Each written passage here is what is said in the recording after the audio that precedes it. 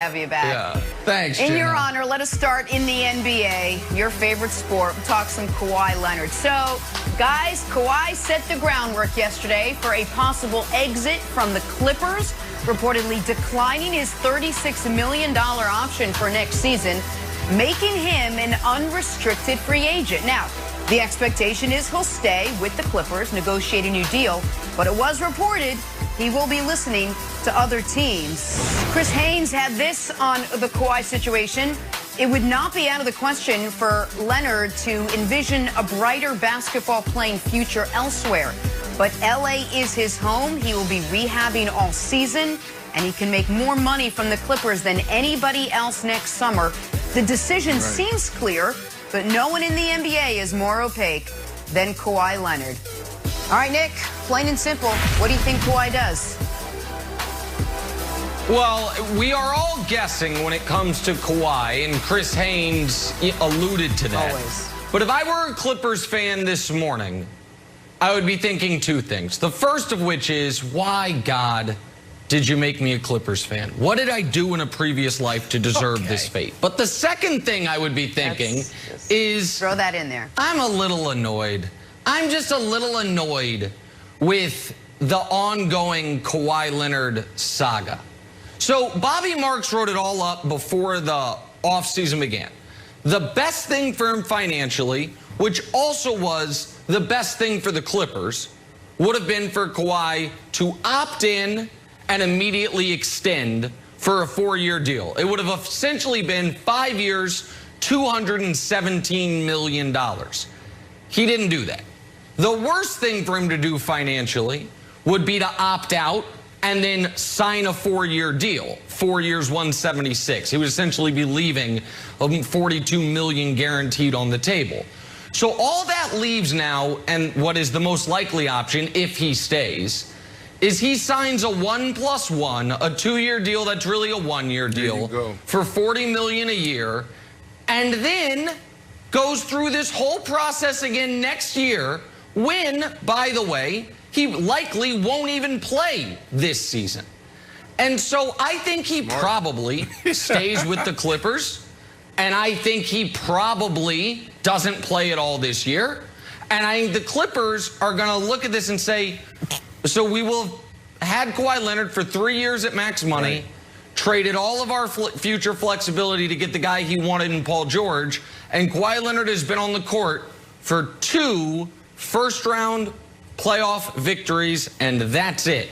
And so I think he probably stays with the Clippers, but I do not know, Brandon, that the next game he plays is with the Clippers, because I don't know that he's playing this year, and I think he's going to be a free agent again in 1 year. Yeah, well, the point on, living up to expectations, basically, did Kawhi Leonard get it done? I think there's so much to unpack there. Wasn't the ideal situation when you look at COVID and them going into the bubble and not wanting to be there. And then last year, I think they turned it around and then they got hit with injuries in the playoffs. But, Nick, you hit it on the head. It's a 1-and-1, and he's in position to sign a 5-year extension in 2022 for around $235 million. Why is that important? Because the player has the power when it comes to free agency. In the NBA and the NFL, so many guys fought for free agency, fought for this time. Now, the tricky part, Wilds, is, him coming off of this ACL surgery back in July. Most thought that because of the injury, he would be, opting in, right? Because there's too much risk there. This guy's 30, and he already has some injury issues, right? We're already talking about, well, for the past few years, we've been talking about load management. So the easy thing was to opt in. This dude is betting on himself. This dude is going out there and saying, I don't care about the July 13th ACL injury. I'm going to go out there and do what's best for me and put myself in position to actually make more money longer. So that's what we're seeing Kawhi Leonard do, and we're seeing other guys in the NBA do the same thing. Chris Paul, CP3. CP3, 36 years of age. Why are you opting out, right? So guys are betting on themselves, and I truly believe guys like Kawhi Leonard and CP3 will bet right. Yeah, I think the bet is right, Brandon. I think they're betting on themselves, and I bet that they end up staying with their respective franchises. And Nick, you know the NBA offseason is filled with a lot of drama, but this is one of those dramatic episodes that you see sort of coming like, oh, I kind of knew that from the first few minutes of the show. The reason people leave are cash, city, and championships. We know Kawhi can make the most money with the Clippers. We know he's from LA, and we know they can contend to win a championship. Debatable. Now, I know he's listening to other offers. There's, I think Mark Stein said Miami, maybe Dallas, but I think they're listening to offers like how I'll listen to your suggestion that we go on like a family cruise. Like, I'll listen to it. I don't think there's any chance of it happening. I'm not a cruise guy, but I will listen. But I'm not giving that any credence. The question for you is this.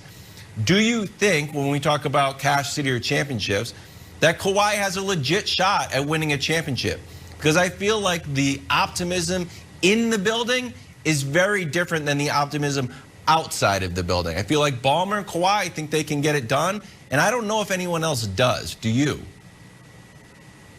Well, I mean, you're asking me to look on a multi-year time horizon. Do I think they could ever win a championship in Los Angeles with the Clippers? Yeah, I think they could at some point.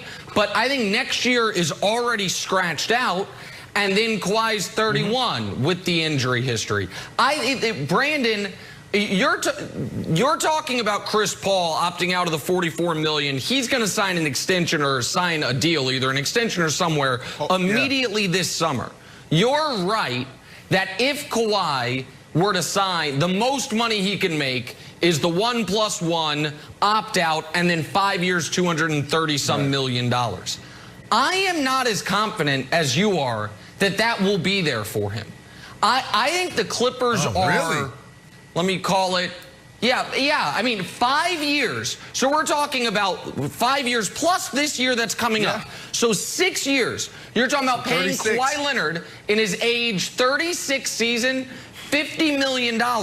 This is a guy who you found out he had surgery through Skip Bayless. Well, okay, but I don't think the Clippers are thrilled with how Kawhi handled his injury, and it doesn't seem like Kawhi is thrilled with how the Clippers handled his injury. We have seen that story before, and it ended in a divorce with San Antonio.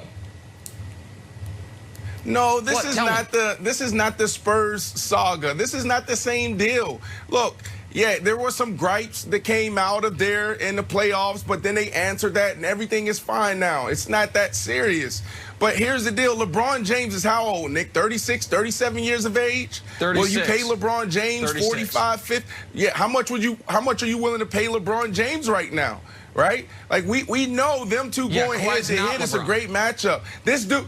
But come on, man. We know who Kawhi Leonard is. So many players, deal with injuries. Yeah, he's not LeBron when it comes to injuries, and we're talking about surgeries. But at the end of the day, surgeries and injuries come with the territory of being a professional athlete. So this is just one of those seasons where he has to deal with that. But Nick, I think the problem is that he looks and almost acts older than what he is. He's only 30 years of age. So think about that. No, that's true. Him going out there and doing the 1-on-1, and then coming back and do a 5-year, that's right there. That's reasonable. Well, Brandon, that's reasonable. Let me tell you something that's also reasonable that should, get some of your neurons firing.